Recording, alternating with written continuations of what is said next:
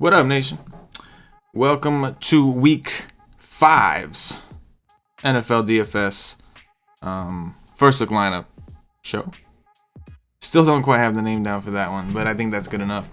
CK013 here. You can find me on Twitter at CK_013, and I recommend you do come give me a follow. Come say what up. And I am, am from, I can't talk this morning, the Wise Take Nation. You can find the Wise Take Nation on Twitter at wise_take. Of course, you could check us out yourself at wisetake.com. Week 5 is pretty juicy from what I see. It's pretty loaded. You can even see, looking at the Millie Maker contest for DraftKings, they even added a little incentive to stack. Stacking is a very popular strategy. Obviously, there's still a lot of people out there that like to do the naked quarterbacks. And in the right circumstance, I think it's acceptable. But this week, they're trying to reward those who do the highest quarterback wide receiver high bonus, which is interesting because I don't think tight ends are going to account for that. But looks like wide receiver specifically. Anyway, should be a pretty fun slate this week, I think.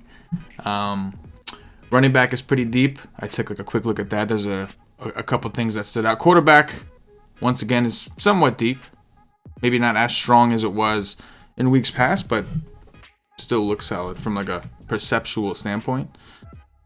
Not sure if that's a real word. If that's a real word, if it is, let me know. If it isn't, let me know.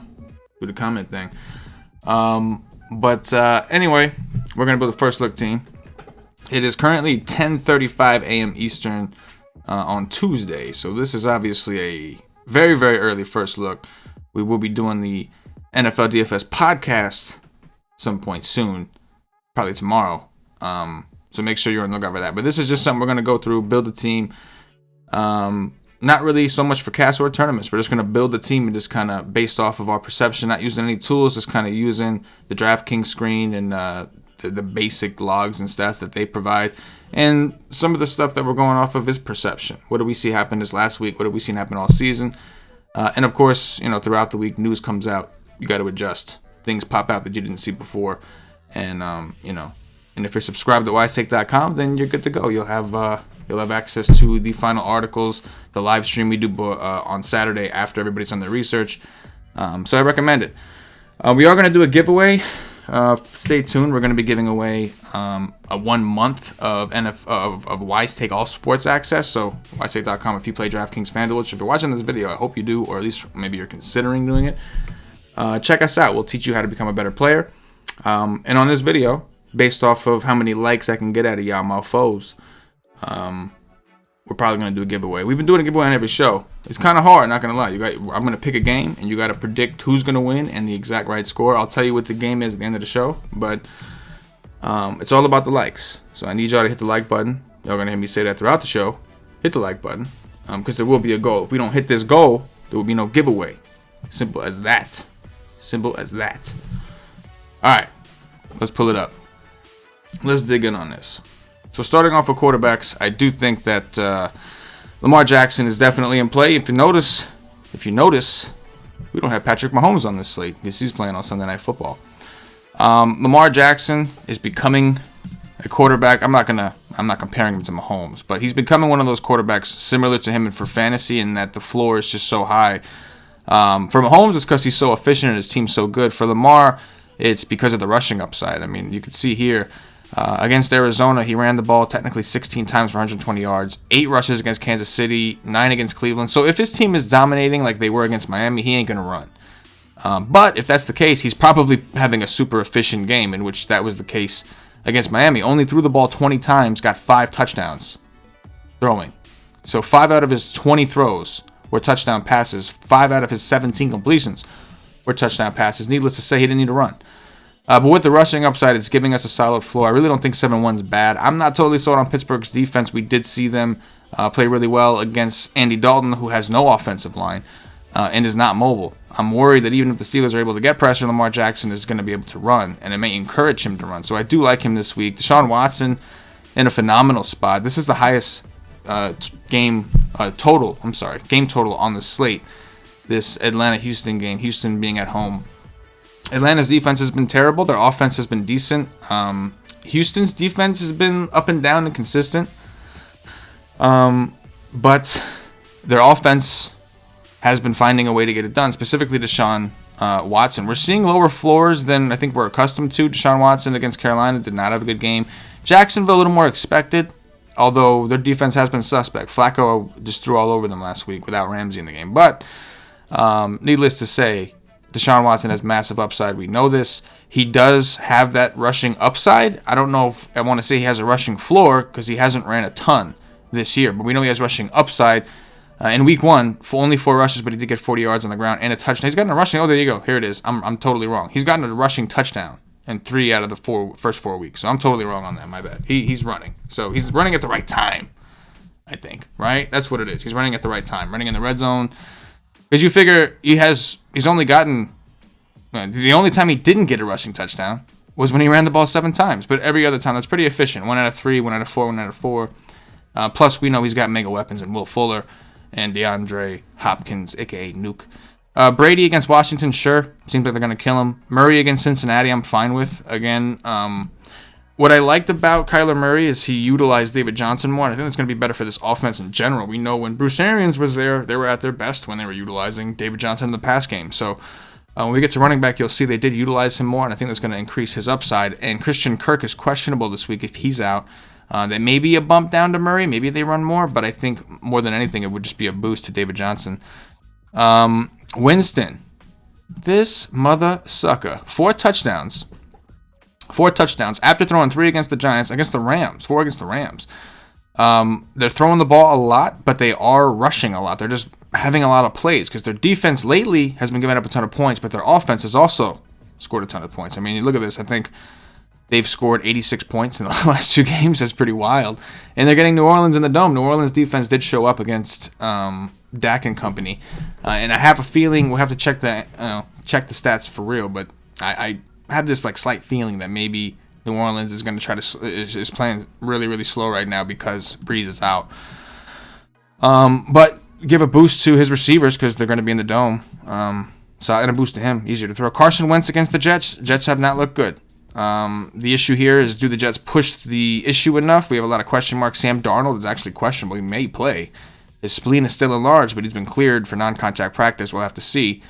If he plays, maybe this game is more of a shootout. Maybe Wentz is more interesting. If not, it's hard to envision the Jets kind of hanging around enough. Aaron Rodgers is only 6K against Dallas. Their defense has looked good, but it's Aaron Rodgers. He's coming off of a nut spot. We have to, again, loaded. It's quarterback. Matt Ryan, and the other side of that game, we talked about Houston. Matt Ryan on the other side has been fairly consistent. I mean, pretty solid. He's been like a very good cash game play pretty much every week. Even against Tennessee, not a great matchup, still managed a 19.68, very close to a 20 at a low price. Andy Dalton, I think, will be pretty popular. I think that it makes sense. He's probably in the cash game conversation. Maybe he's the number 1 right now, just because it's Arizona. Team just scoring a ton of fantasy points against Arizona, number 1 in the league. We'll see if that updated this week, but last night they're just not good. They play a ton of plays, they give a ton of opportunities, and Cincinnati's defense is so bad that this game could very easily turn into a shootout. Now, you never like to rely on 2 teams that are inefficient to go to a shootout, but when it happens, it's pretty glorious. So Andy Dalton, I think, is in the conversation for sure. You know, Danny Jones' ownership will probably drop off this week because they're playing the Vikings. I'm not totally sold on the Vikings on the road. They have given up a lot of yards, and they haven't shown up very much on the road. I think the Packers had like 160-something rushing, which isn't necessarily great for Daniel Jones, maybe more for Gallman, who is a scary thought, even though he smashed his chalk last week. But just in general, I think Danny Jones at 5,600, he was super popular last week, and I can see him just kind of being lower owned. And I think like between Dalvin Cook being able to destroy the Giants and Danny Jones being able to throw or maybe even run on the Minnesota defense, I think he's interesting for tournaments. Like, am I going to put him in this first look lineup that's typically more optimal? No. But, you know, I'm going to probably grow higher and higher on him as the week goes on. And I do think he's getting Golden Tate back this week, which is interesting. But as you can see, there's a lot of options. I mean, we can probably keep going and find some of these things. Chase Daniels, if you really want to get dirty. Joe Flacco's only 4,700. He's been throwing the ball a lot and been playing well. And the Chargers defense has been suspect, man. They've been suspect as hell, right? I mean, they're always supposed to be good. It's never damn good. Tight ends versus Arizona, yeah. Yeah, we'll get there. we'll definitely get there. For this particular build, I guess I'll go with, we're doing like semi-optimal. I'm not even going to call it a cash game lineup. It's semi-optimal. I guess we can go with Dalton at 57. But the thing is, for tournaments, like, that might worry me because the tight ends versus Arizona thing, right? That might want me to play more of the tight end and not unless I want to be too invested on the Cincinnati receivers. It's like, how vested do you want to be in Cincinnati? This is the week you want to do it, no doubt. But, like, this is, like, glorious. These are the two teams that you want to take people against all the time. That's just what you want to do. Maybe it's not that bad of an idea. We'll go Andy Dalton for now. And if we get some ideas, I mean, ideally for this concept, I would love to get Deshaun Watson. You know what I mean? If you're going for the wide receiver combo, like, I would think that's going to increase the ownership of, like, Watkins to Hopkins. Watkins to Hopkins. I'm talking all kinds of good shit right now. Deshaun Watson to Hopkins is what I meant.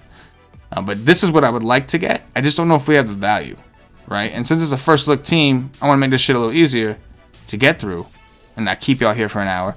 So I'm going to plug in Andy Dalton. But I'd like to get Watson. If we find ourselves room to upgrade, we'll move some things around. Running back, another loaded position. I'm never going to say no to Christian McCaffrey. Last week, not a great matchup, but just volume. 10 fucking receptions, 86 yards. 93 on the ground because he got 27 carries. Just look at that, 37 total touches. It's unbelievable. Only got one touchdown. Just made it on volume. Kamara against Tampa Bay. Nobody really knows what to do with Kamara. Nobody can seem to get him right without Breeze. But he's at home against Tampa Bay, a team that has been better against the run, but they don't utilize him like a normal running back. Against Seattle, 9 receptions. That's what we got to keep in mind. Cook is going in here. I mean, the Giants' defense, say what you will. The Giants' defense still sucks. I think Washington kind of handed them that game even more. I think they would have won regardless of the Giants, but they did kind of make it easier with Haskins. He just didn't look ready. And I'm still not sold on the Giants' defense, so I don't think they're going to be able to stop Dalvin Cook, who's been awesome, and it was just in a really hard matchup and still got 19. Just can't stop this dude. You got a rushing touchdown, 6 catches. Like, they're going to find a way to get him the ball because he's their playmaker. He's their best player. Boom. Said it. Dropped. Diggs what? Thielen what? No. Cook is your best player. Let's go. Let's go. I guess it depends on the line. But Dalvin Cook, we doing dirties. Ezekiel Elliott. How do you know what? No, Zeke is 8-3. Come on. I understand he's not putting up ceiling numbers, but he's 8-3 against a team that's been vulnerable on the ground. Like, that's where Green Bay's been vulnerable. I'm playing Zeke. I'll go through the running backs. Don't worry. But right now, just looking at this for the first time, how are you not doing that? It's not even that expensive for that type of combo. The issue, of course, is value, and you're sacrificing at receiver. Blah, blah, blah, blah. I get it. But running back is loaded. David Johnson. How do you not want some David Johnson against Cincinnati? Again, look at that. 8 receptions, 11 targets. So 9 targets against Carolina in week 3, 11 in week 4. So they're increasing his pass volume. Christian Kirk could be hurt if he's out. That's an even bigger boost for Johnson. Cincinnati's been terrible on the run. Connors looked like shit all year. Him and Samuels both went off against Arizona. Granted, I do understand that Samuels also got credit for some passes because of those Wildcat stupid-ass tosses he was doing. But you can't tell me David Johnson, who's just a monster, isn't going to dominate against Cincinnati, right? Like, that seems like... So, yeah, I mean, this is probably, I would imagine everybody's getting all chalky and shit. But look at that. And I know, like, we talked about putting receivers in the flex, and that's a viable strategy for sure in tournaments. But right now, look, this running back is just juicy. It's just, I'm sure receiver is too, but a little less variance running backs, right? Because they get some handoffs, short, higher percentage throws. It's just looking juicy. I mean, again, we still got more guys to consider coming down this list. Joe Mixon on the other side of that game is interesting as well at 6,100, a little cheaper price. I prefer Johnson. Don't love taking running backs in the same game. I don't think that correlates great, but, you know, dirties be done, dirties be doing, you know. Aaron Jones, 5,900. Jamal Williams may be out. We'll have to check the injury report. He got hurt pretty bad, got carried off the field. Not a great matchup, but if he's going to be the only running back on the field, we could see more throws, more involvement. And the point is he's cheap. He's only 5,900. And aside from week 1, which was his toughest matchup against Chicago, he's gotten double digits. So the price went down in a situation, because of the matchup, I get it, but in a situation where he's expected to get more volume, or at least more secure volume. Gauman against Minnesota, they threw the ball to him 7 times. Not a good matchup, but he's 5,400. They threw the ball to him 7 times. They threw the ball to him seven times. Only cost 6 of them, but they threw it to him 7. A touchdown in the air, touchdown on the ground. I do like the Giants' offense as like a sneakier, you know, thing. They do get Tate back, which is just going to take away a little bit from everybody. But as Saquon's out, Gauman's clearly their guy. I mean, 24 touches is a lot. He didn't do a ton on the ground in a pretty good matchup, but the volume was there. And on DraftKings, the volume's important. So, guys to consider. In this build, we're not saving money at running back. We're just not. That's one of the reasons I plugged in Dalton, because I knew I was going to want to play these juicy-ass running backs. But yeah, I mean, I'm sure there's guys we can look at that'll emerge. Maybe some injuries break out, throughout. But running back doesn't seem like the position I'm dying to play the value from right now. Going over to wide receivers. See, that's going to be the thing. If you want to play the Watkins, I keep doing that. Why the fuck do I keep doing that? I know. Mixon's been crap all year. I know. It's not his fault, though, right? Like, he's got no offensive line. He's trying everything he can. Mixon's trying everything he can. He's got no offensive line. Look at Andy Dalton. Andy Dalton couldn't breathe. They had to run when they were down like 21 last night because they just didn't want to get sacked. But maybe he's going to get a lot of opportunities. If Cincinnati hangs in this game, which they should. I mean, both these teams are not good. If they can hang around this game, it should be, fast-paced, and that means a lot of opportunities for these guys. But I do prefer Johnson. Absolutely. I do prefer Johnson. But yeah, Hopkins, Watkins, very, very expensive. Going to be hard to play the running backs I want. As you can see, even with Andy Dalton, I'm still struggling to fit these guys in. I'm going to find a way. And I have a couple of cheap receivers that I'm kind of interested in, but I'll find a way. But yeah, I'd love to. He's the top receiver on the slate, right? Hopkins. And if not him, then his teammate Will Fuller, who we'll get to. Julio on the other side is the number 2 behind Hopkins, and I think they're priced accordingly. Highest total game on the slate. This game should be shootout-esque. Julio Jones has been getting into the end zone, which is something that he struggled with the last few seasons. Didn't have a good game against Tennessee. Wasn't a great matchup. Wasn't. Houston, I think, is suspect in the pass game. We've seen it. Keenan Allen against Denver, going to be low owned because of the fact that he busted last week and because Melvin Gordon is expected to return this week. So I understand. I think people are going to be hesitant to go there. But we know he's got massive upside.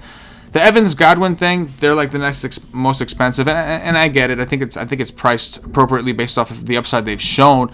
They haven't exactly shown a ton of it together. As you can see, Evans got an 18 at 7-1. That's okay. You're not crying, but you're not like, you want the 44. He got this at 6K last week. If you're into that game, sure, triple stack it. That has potential to even win this 100K stack thing, but a lot of these good teams do, so not going to overreact. Clearly, I can't afford these guys. Now, Michael Thomas will be popular, right? 6,600. He got 9 targets against Dallas, 7 against Seattle. Put up double digits in every game. He's 6'6". Against Tampa Bay, at home, in New Orleans. That's right, in New Orleans.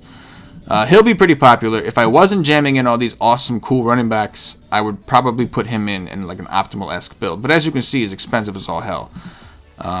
So doing dirds. You know how that goes.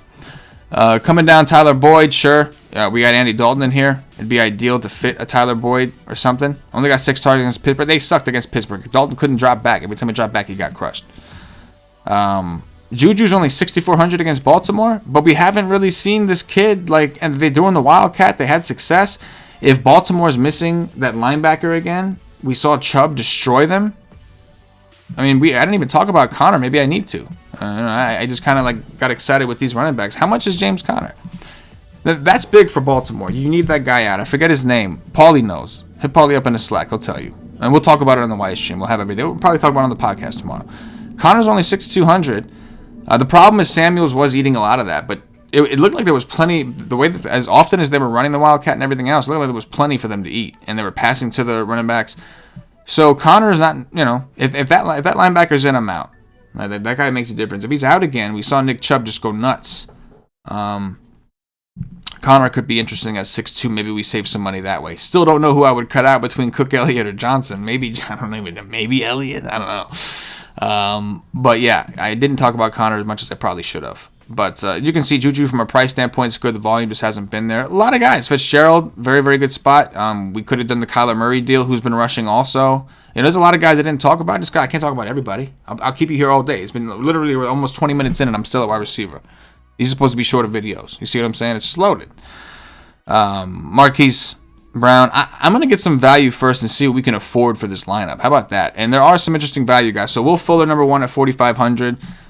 6 targets, 7-7. You know what he is. It's a matter of connecting on that long play. Kenny Stills was hurt. He may be out this week. If he is out, that's better for Will Fuller, better for Nuke. $4,500 for Fuller in this specific matchup I do like, and I may end up playing. I'm going to plug him in for now. If Sam Darnold plays, Robbie Anderson is in a phenomenal spot. We know Philly has been terrible against the deep ball, pretty much against any number one receiver. We saw Devontae Adams before he got that turf toe, was just destroying them, doing dirts. I think most people anticipate Philly playing from ahead, which would fit the game script of the Jets having to throw a lot. Plus, Philly's got a pass funnel defense. They're very good against the run. They make you throw, and you could definitely throw. So Anderson at 4,500, a good pivot off of Fuller, who I expect to have some ownership this week. You've got the Johnson, 44. Like, there is some value to work with that receiver this week. Deontay Johnson, second week in a row, 18 and 14. Did it against Cincinnati. That's 2 straight games with touchdowns. Corey, that's not a great matchup. Jay Crowder's only 4,300. Again, that's dependent on if he plays. Randall Cobb in a revenge spot, maybe? With Gallup out, 6 targets against New Orleans. Randall Cobb revenge against the Packers. Let's go. Probably not for this team, but it's there. But the guy I wanted to get to stands out to me the most. So I'll talk about this guy. Okay, this isn't the guy, but Demaryius Thomas, 3,600. If he plays, he is taking Anunwa's role, who got hurt with a neck injury, right? Yeah. Devontae Adams is out. Yeah. Oh yeah. I'm pretty sure he's gonna be out. I think he's out. He should be out. Jake Kumaro, we could look into him. But yeah, they're gonna have to fill Adams' role. We got some value there in Green Bay for sure. But Demaryius Thomas, if Darnold plays, I'm a Jets homer, so I'm homering out a little bit there. That's all I'm gonna say. But Auden Tate was the guy I was looking for, really. 6 targets against Pittsburgh in a game where his team just couldn't get anything going. I know the coaching staff likes this kid. He was supposed to be the number 3 receiver on the team, but he got hurt. And that's why we saw the rookie in there. Whatever. Auden Tate, who was 4-8 on the showdown slate and still did decent, got a 9. Didn't get in the end zone, but Cincinnati's offense just sucked. This week he's 3,500 against Arizona. Against Arizona, 3,500. I think that's super cheap. Let's take a look at Green Bay, because we do know we're going to get some value there if Adams is out. And he may be, but even if he's not, we could look. Scantling's 56, so they raised his price. Geronimo Allison is 5K, they raised his price. I think those are the main 2 benefactors going into it blindly. Kumaro, we got to see. He's questionable too. There could be some guys that become interesting, but I still like Auden Tate better right now.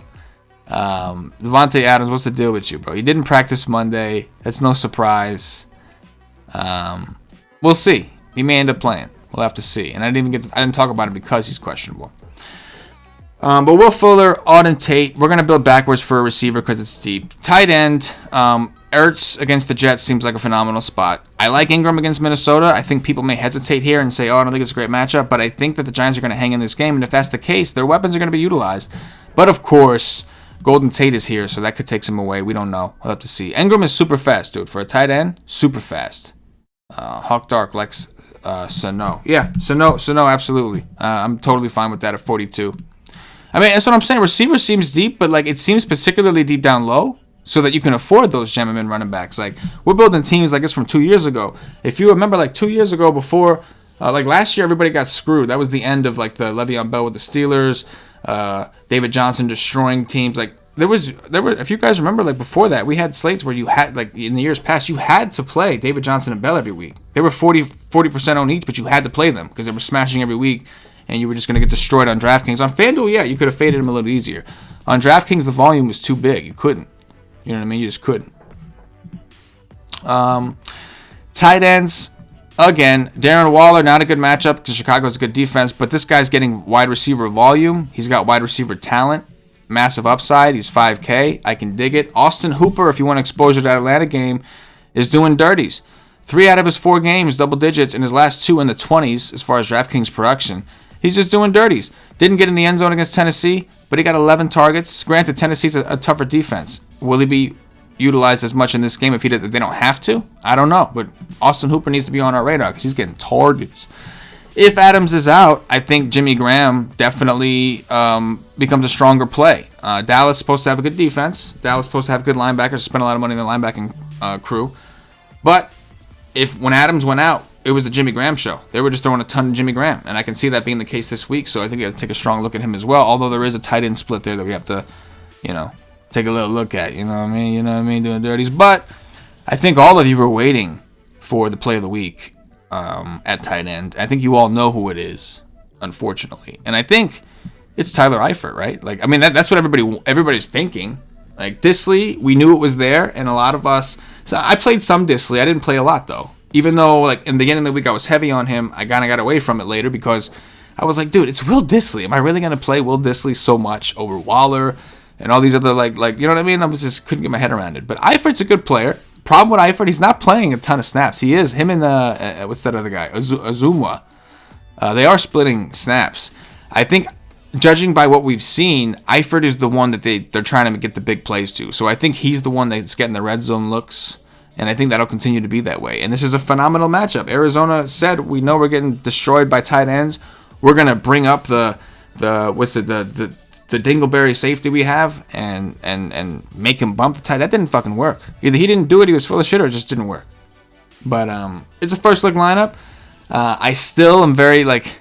The GPP in me wants to say, fuck this, I'm going somewhere else. But for this particular lineup, it's more of an optimal build. I'm going to plug in Eifert, and I think a lot of people will, because the people that faded, Disley wasn't as popular as he probably should have been, and at his price, and he did dirties, and that was just the truth. So I know. Oh God, no Eifert chalk. I know. But you know what? For this build, we're going to do it because it's going to free up the salary. If you look, we actually have a triple stack going on with value. Auden, Tate, Eifert, and Dalton. You see that?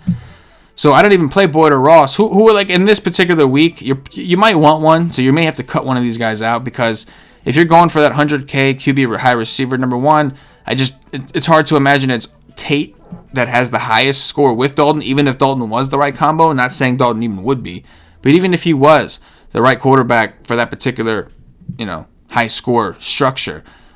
You got to think it's going to be Ross or Boyd who you would think. But maybe you be contrarian, go this way, and you load up. And I'm going in this lineup, we're going for that milli anyway, right? Right?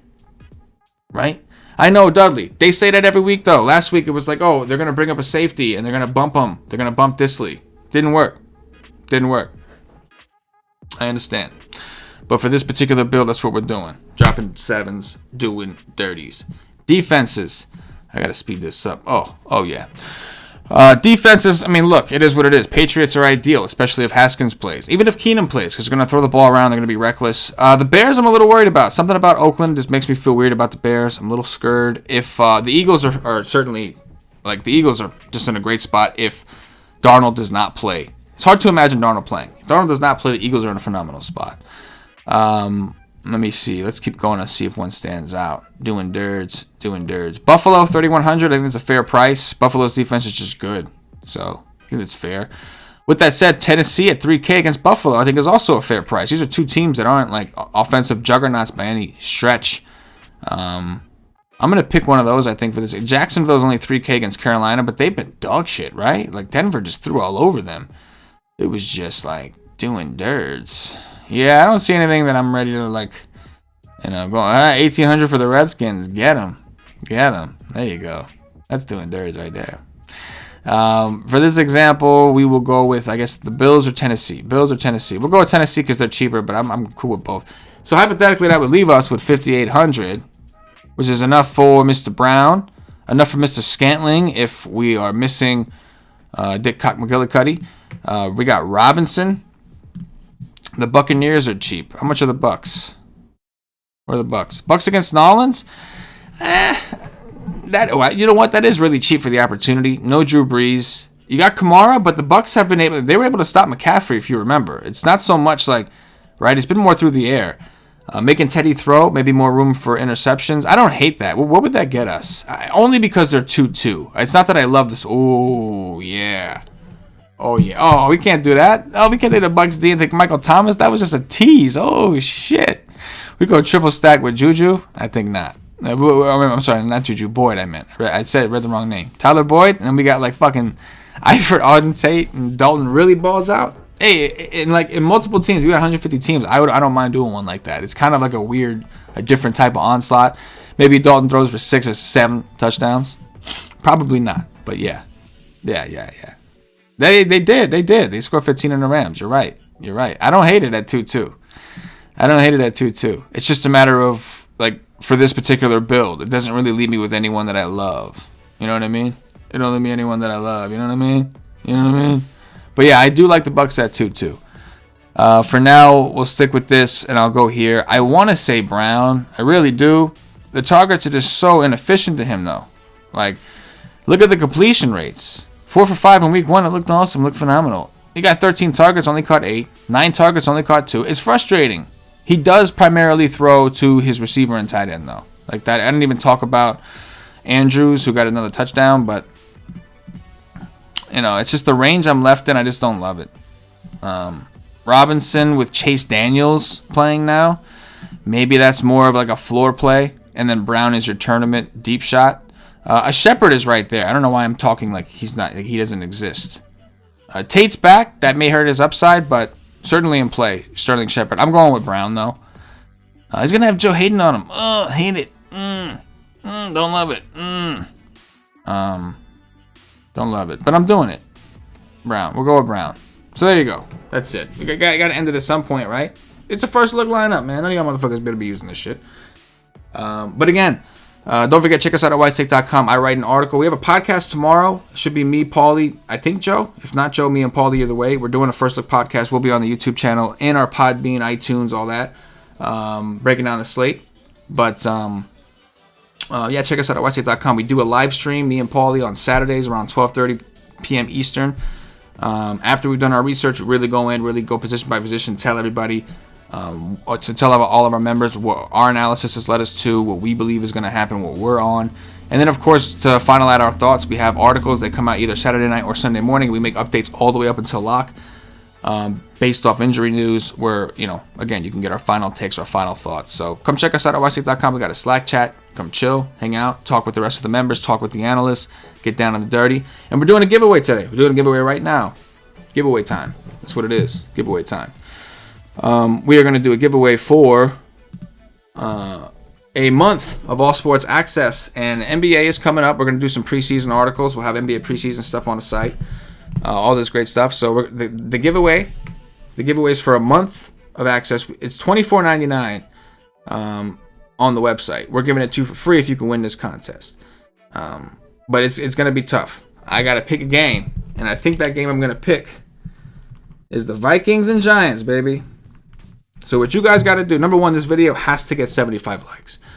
75 is ambitious. On the last Showdown slate we did, I asked for 50. We got 50. Barely, but we did get it. So I appreciate you, Nation. But today, this week, this video is coming out on Tuesday, and it's good until pretty much Sunday. That's a lot of... Yes, CK winning that milli. Love it. That's a lot of time. So I need some likes. Y'all, if you guys like this video, I like doing it with you guys, but we got to get some likes, man. It's a free video, but we got to get some likes. So 75 likes, that's the goal for this video. And the contest, you have to like the video, and you have to tell me, you have to first of all pick the winner between Vikings and Giants, and you have to guess the final score. So tell me the winner, tell me the final score. You got to get it right. You get it right, and this video gets 75 likes, I'll pick somebody. I'll tell you to email us, blase, you know, we'll link up basically, and we'll give you free access for a full month to the site, get you in the Slack chat, come hang out with us, and do dirties on the rest of the DFS industry, because that's what we do. Do thy dirty to thy neighbor, for thy neighbor does thy dirty to you. You see what I'm saying? So you got to guess it, you got to leave it in the YouTube comments. 75 likes, you got to like the video, pick the winner between the Vikings and Giants, guess the final score, and whoever's right will get a free month. So that's going to do it, Nation. We appreciate you. We're going to be doing these videos for NBA too. So make sure you all subscribe, tell your friends, all that good stuff. Because when NBA comes, we'll be doing these Monday through Friday as well. So I'm getting up out of here. Once again, I'm CK013. You can find me on Twitter at CK_013. That's right. That's right. Do thy neighbor. And a Wise Take shirt. You want me to throw in a Wise Take shirt? I tell you what. Contest just got a little more interesting. If you're right, you'll get a month access and you'll get the Wise Take shirt. How about that? We got it in black or white. I recommend black. I like the black ones. But black or white, we'll send you a free shirt. When we link up, we'll ask you for your shirt size. I like that. Wise Take shirt too. Wise Take shirt and a month of access. 75 likes. We got to get in the video. So even if you're right, if the video don't have 75 likes by Sunday, no contest. That's how it's done, son. Tough love. Tough love. That's how we do it. But like the video. Appreciate y'all. Check us out, whitestake.com. For myself, the entire Whitestake Nation, as always, good luck.